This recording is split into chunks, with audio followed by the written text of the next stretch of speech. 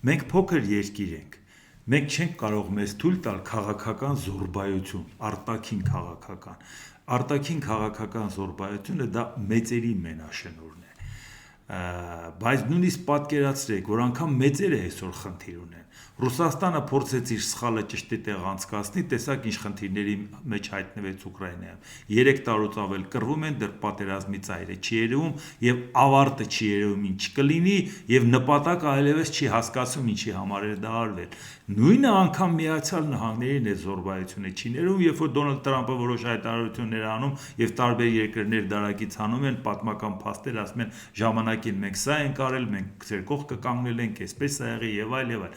Այսինքն անգամ նրանք չեն կարողանում իրանց խոսքը առաջ տանել։ Մենք պարտավոր ենք հասկանալ, որ մեզնից յուրաքանչյուրը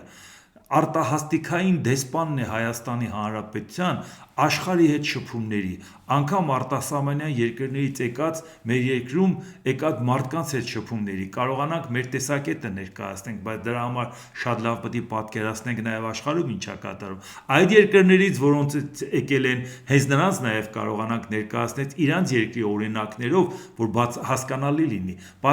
Բերեք մի օրինակ ուղղակի ասեմ ձեզ։ Ամերիկայի Միացյալ Նահանգների հետ կապված, երբ որ ասում ենք մենք կուզենանք, որ Ամերիկայի Միացյալ Նահանգների հետ մենք համագործակցենք, ոչ թե Ռուսաստանի, շատ է լինում, որ ասեք Ռուսաստանից ասում են ինչի Ամերիկայի սխալները չեք տեսնում, այդ ինչի եք Ամերիկայինը չեք տեսնում, Ռուսաստանինը տեսնում եք։ Ոչ մեկը Ամերիկան էլ Եվրոմիությունն էլ չի իդեալականացնում, միամտություն կլներ իդեալականացնել, բայց այդ դեպքում, երբ որ դա ասում է, օրինակ է բերում, ասում է, ինչա Վիետնամի պատերազմը Ամերիկա սխալ չէր, այդ ինչի եք մենակ մեր ուկրաինական պատերազմը տեսնում, չես կարող ասել, ոչ սխալ չէր, Ամերիկան ճիշտ էր, Ամերիկան անգամ ինքն է ընդունել, որ այդ սխալը ինքը արել է,